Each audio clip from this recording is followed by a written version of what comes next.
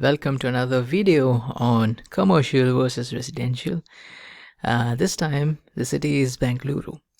I've recently moved from Hyderabad to Bengaluru, and I happen to have access to both residential as well as a commercial bill. And if you're wondering how the meters look like, this is a typical residential meter. Landis GYR, it's an Australian-based company. It's pretty popular energy meter in residential markets, be it in India as well. I've seen it in US as well. And you can see this is a typical 3-phase 4-wire, so it's like a star network. And in India it's like 240 volts. That's the typical voltage RMS, VRMS. And up to 30 amps, that's the max that it can go up to. Yeah, and you have you can actually toggle these buttons, and you can toggle around with different parameters as mentioned over here. More on this on another video, but today I'm just gonna look at the commercial versus residential bill, that too in Bangalore. And typically for the months of August, that's so this is the commercial bill and this is the residential bill. So you can see usually like residentials are, as we have seen in Hyderabad, they don't contain much of information with respect to apparent power, because it usually is not much. The power factor is close to unity, but however, yeah. So typically this is the residential and this is the commercial. And commercial typically should contain more information. Like in Hyderabad, we had separate readings for KVAs, and that is the apparent power and real power. So there were different readings, and it's quite necessary because usually you have heavy loads. These loads are like air conditioners or HVAC units.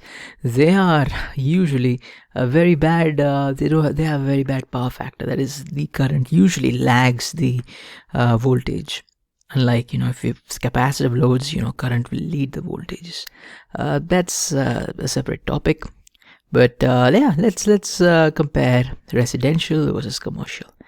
So this is a locality in Bangalore. It's Malleshwaram.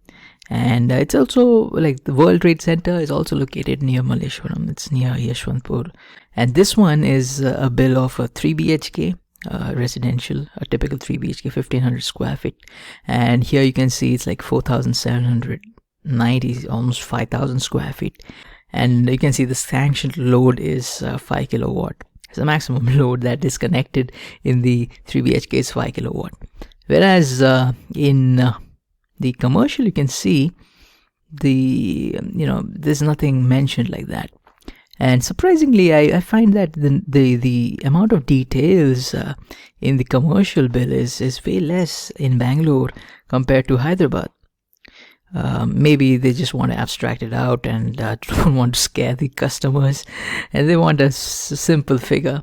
And you can see here, so this is a typical residential bill, and you have the category, and you have the address, and some meter codes, and you have the previous reading and so you can see like 6,411, 6,314. So if you subtract these, you get a consumption unit of 97 units. This is typically because I actually stayed here. I can vouch, like there's no AC, air condition. There's just a refrigerator and induction stoves, 2 induction stoves. I was the only one there, so I was cooking. And you can see this is the typical amount of energy that you can. And the room that I was staying in had one LED light, maybe 10-watt LED light, and a fan. That's it. And typically I would be on my laptop, and you have some like a small LED TV.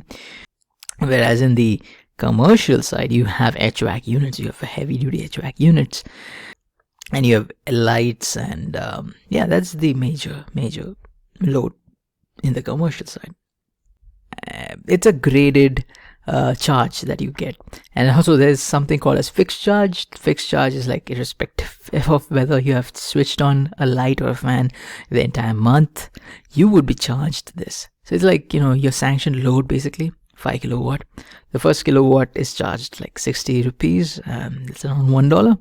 And the rest of the 4 kilowatt is charged 70 rupees per kilowatt. So you can see 70 into 4 is like 280 rupees. So that's about the fixed charges. And the energy charges, this is like the dynamic charges, and you have slabs. You have, for the 30 units that you consumed out of 97, you're charged at 3.75 rupees. The rest of the 67 units is charged at 5.2 rupees. So you can see it's a graded. So in Hyderabad, it was cheaper, I guess. It was like 3.84 rupees. The entire number of units, it was just flat. Whereas here you have graded. Also, there's something called as FAC charge. This is called fuel adjustment charges. Usually these are thermal generation plants which use coal, and the input costs, the coal varies month to month. Usually it's a bit higher every month. So you can see it's charged on all the units that you have consumed. It's not a fixed charge. And then you do have and as I was saying, there are some printing mistakes, like power factor cannot be 0. I think they don't care about that. And you can see the recorded maximum demand is 2 kilowatt, and connected load, again, it cannot be 0 kilowatt. So these are some of the misprints that has happened over this. And you have some tax and interest, and that's about it. So that's about the residential. So nothing very much interesting, but even in the commercial, it's not that interesting. If you see, all that's mentioned is demand charges. Demand charges, as mentioned, is like what's the maximum demand throughout the month over a period, maybe 50 over the average time span of 15 minutes.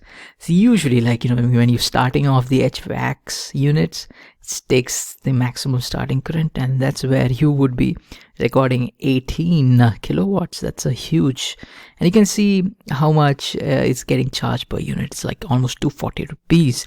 It would have been great if the AC air conditions are switched on unit by unit. It's not like the entire unit is switched on at the time, and that way this charge could be minimized. Basically, it's almost like if you can see 5,000 and 30,000 is like 1/6. It's almost 15% of your electricity bill is demand charges.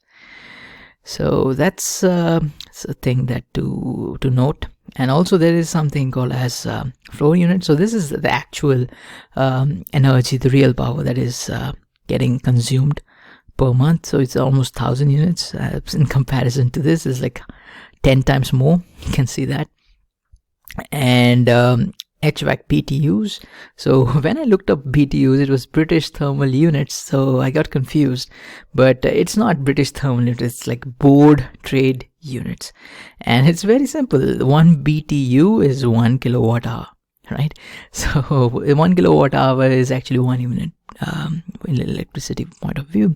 So you can see the HVACs themselves consume almost 490 units in this month, and you can see commercial rates are way higher, as seen in Hyderabad as well.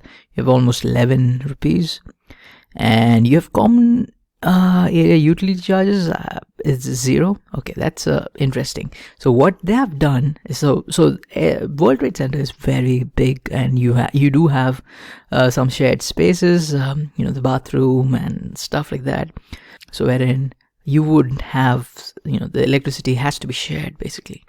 And what they have done, the World Trade Center, is that they have installed solar, and as you can see, solar is way cheaper compared to the commercial rates that is applicable here. It's almost like 4 units. It says 4 rupees. It's it's almost comparable to your residential rates. So you can see a part of the HVAC, which is in the common, I'm presuming it's a common area, is powered from solar, and the common area utility charge I think it's just the yeah. So that's also powered from solar. So you can see typically, um, the energy charges is like 30,000 rupees versus 800 rupees. It's almost 1,000 rupees, so it's almost 30 times more. So yeah, so this kind of ends my kind of long comparison between electricity bills in Bangalore. Hope this was useful. Thanks.